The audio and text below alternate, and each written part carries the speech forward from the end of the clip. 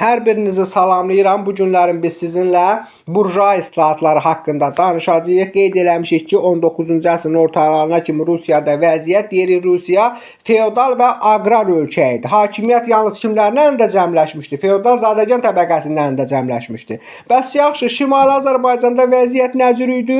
Dedik ki, əhalinin əsas hissəsini kimlər təşkil edirdi? Kəndlilər təşkil edirdi. Kəndlilər də həm dövlətdən, həm də feodaldan iqtisadi cəhətdən asılı idi. Yəni torpaq mülkiyyət hüquqlarına malik deyil idi. Bəs yaxşı, bizdə olan o feodal zadəganlar nə işə baxırdı? Digər yollarda torpaq mülkiyyəti var idi, kəndlilər üzərində müəyyən hakimiyyəti var idi, lakin dövlətin inzibati idarə işlərindən uzaqda qalmışdılar. Həmin işlər kimlərin əlində idi? Yalnız deyir ki, zadəgan əsrli Rus məmurlarının əlində idi. Bəs yaxşı, sənətkarlarımızın, tacirlərimizin vəziyyəti necə idi? O da pis idi. Niyə? Çünki biz dedik ki, Rus işğalları dövründə bizim şərq ölkələrlə olan ənənəvi ticarətimiz dayanmışdı.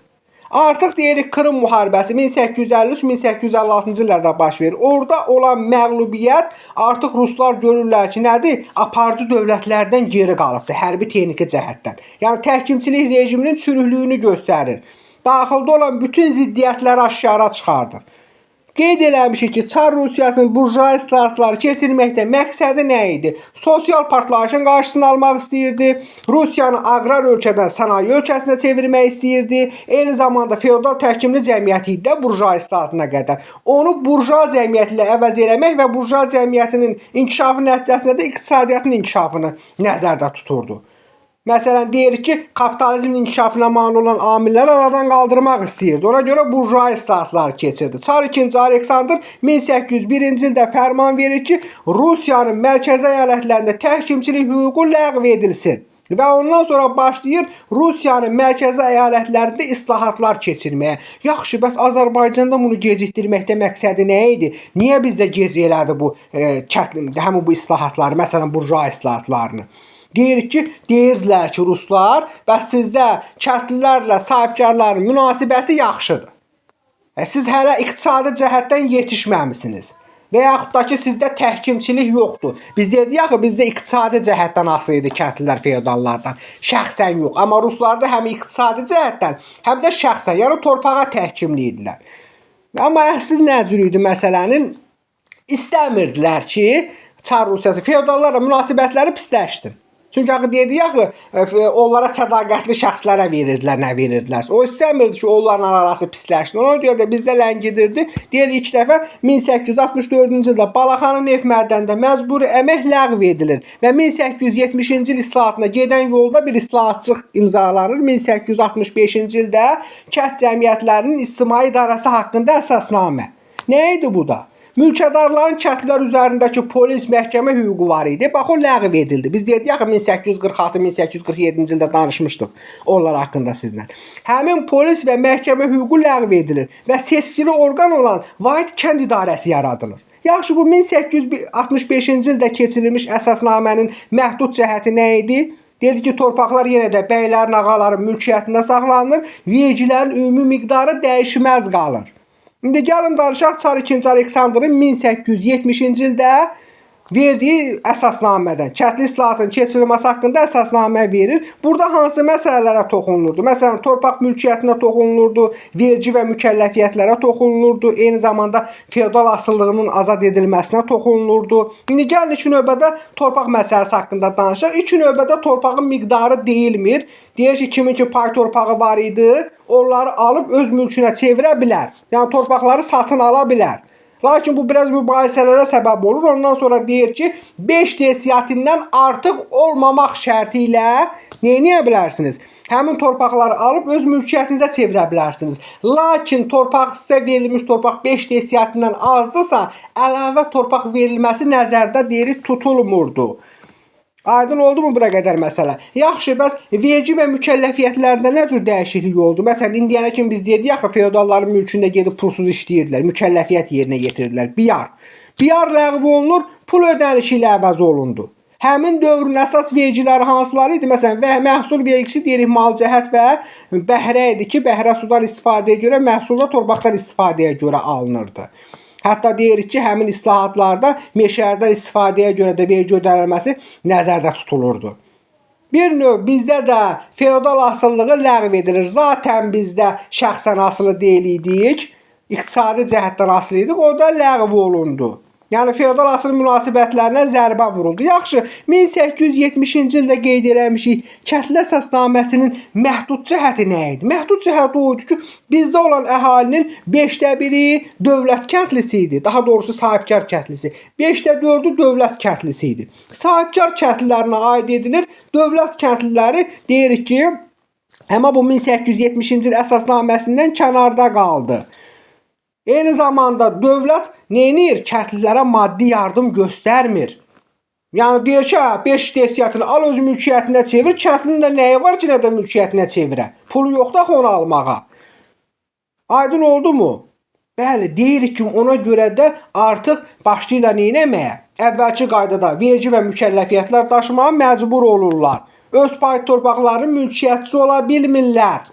Və nə yaranır? Müvəqqəti mükəlləfiyyətli vəziyyətinə düşürlər. Düz 1870-ci ildən 1912-ci ilə qədər olur nə? Müvəqqəti mükəlləfiyyətli kəndlilər. Bura kimi məsələ aydındır. Yaxşı, bəs deyirik ki, 1870-ci il əsasnaməsinin nəticəsi nə olur? Heç nə. Kənddə təbəqələşmə gücləndi. Əsas lazım olan onlara oydu ki, təbəqələşmə olsun, muzlu işçi qüvvəsi olsun, burjuaziya yaransın, kapitalizm yaransın. Bəli, deyirik artıq ortabab kəndlilər öz torpaqlarını aldılar, tədricən oldular nə? Varlı kəndli, fermer, qolçomaq. Aydın oldu mu? Yerdə qalanlar da, o kasıflar da oldu, muzlu işçi qüvvəsi. Həmin getdi qolçomağın fermerində işləməyə. Yəni bununla da deyirik nə başlayır artıq? Kəndlərdə kapitalist münasibətləri formalaşmağa başlanıldı. Bəzi kəndlilər də var ki, onlar da heç nə. Yenə də elə müvəqqəti mükəlləfiyyətli vəziyyətdədir. Düzdür ki, 1881-ci ildə Rusiyada müvəqqəti mükəlləfiyyətlik ləğv edilir. Lakin bizdə 40 ildən çox bu davam elədi. 1912-ci ilə qədər. Yaxşı, gəlin başqa nədən danışaq. Məsələn, biz deyirik ki, Azərbaycanda tətbiq olunan 1870-ci il kəndli əsasnaməsinin Rusiyada 1861-ci ildə keçirilmişdi. Ondan fərqli cəhətləri nə idi? Onlarda 1866-cı ildə dövlət kəndlilərinə də aid edilir, amma bizdə aid edilmir. Orada nə idi? Bizdə məsəl üçün torpaqların qiyməti deyirik Rusiyada olan torpaqların qiymətindən qat-qat yüksək idi. Eyni zamanda Ruslarda kəndlilər öz pay torpaqlarını almaq üçün onlara maddi yardım, borc pul verilirdi. Lakin bizdə borc pul verilmirdi. Yaxşı, gəlin danışaq məhkəmə islahatı haqqında. Ümumiyyətcə, məhkəmə islahatında nədən söhbət gedirdi 1866-cı ildə? Deyirik ki, bax, qanun qarşısında bütün təbəqələrin formal bərabərliyi təsdiq olundu 1866-cı il məhkəmə islahatında. Eyni zamanda məhkəmə açıq keçirilməyə başladı. Hakimlərə müstəqillik verildi. Eyni zamanda ittihamçılar da, özünü müdafiə edənlər də, o müdafiəsi necədir? Bu günahkara özünü müdafiə etmə hüququ verildi. Nə idi bax bu? Artıq deyirik ki, bax 1866-cı ildə məhkəmə islahatı keçirildi. Bunun mütərəqqi cəhətləri nə oldu? Bütün təbəqələr üçün ümumi məhkəmələr yaradıldı. Yəni yetim yesir bir tərəfdə, o birlər bir tərəfdə söhbət olmadı. Ümumi məhkəmələr yaradıldı. Həmin məhkəmə iclasları açıq keçirilməyə başladı. Və nə idi? Artıq məhkəmədə vəkillərin iştirakına icazə verildi. Həmin vaxtda deyirik bizim ölkədən də var idi, gedib oxuyub gəlmişdilər. Fətəli xan Xoyski var idi, Əlmardan bəy Topçubaşov var idi. Onlar gedib Rusiya universitetlərində hüququ qutarıb gəlib, elə öz ölkəmizdə də işləyirdi. Bəs yaxşı, 1866-cı il məhkəmə islahatının mənfi cəhətləri nə oldu? Məsələn, deyirik ki, bizdə antlı iclasçılar məhkəməsi yaradılmadı. Bu nə deməkdir antlı iclasçılar məhkəməsi? Adından da görürük də antlı. Məsəl üçün, qərəzsiz hökm çıxartmaq üçün and içməli idilər. O bizdə yox idi. Məsələn, Ruslarda var idi antlı iclasçılar məhkəməsi. Bizdə yox idi. Ona görə niyə istəyirdi ki, yerli əhali məhkəmə sistemindən uzaqlaşdırsın? Məsəl üçün, digər mənfi cəhəti nə ola bilər? Deyirik ki, bizim üçün mənfidir, onlar üçün mənfi deyil idi. İstəyirdilər ki, xalq dili öyrənsin. Məsələn, şahid ifadələri qəbul etmirdi. Deyirlər, yalnız yazılı sənəd istəyirik. Və yaxud da bundan başqa məhkəmə işləri yalnız rus dilində aparılır. Yerli halda bilmir axı rus dili. Məcbur ki, özü ilə bir tərcüməçi aparsın. Yaxşı.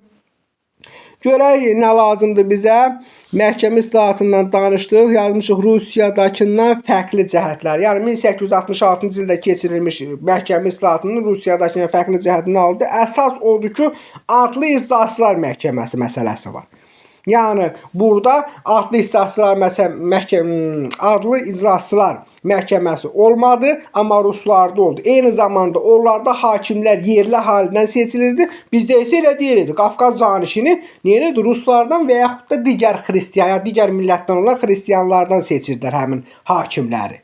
Bu bizdə ruslardan olan o məhkəmə islahatından fərqli xüsusiyyətdir. İndi danışaq, şəhər islahatını keçirməkdə məqsədi nə idi? Ümumiyyətcə deyirik ki, nə vadar etdi ki, Rusiya şəhər islahatı keçirdi. Məsələn, kapitalist münasibətlərin inkişafı var idi. Şəhər əhalisi sürətlə artmışdı. Bu da gətirib sosial mürəkkəbliyə çıxartmışdı. Və bundan başqa tacirlər, sənayeçilər nə idi? İctimai siyasi proseslərdə iştirak etmək istəyirdi. Ona görə də getdi şəhər islahatını keçirdi.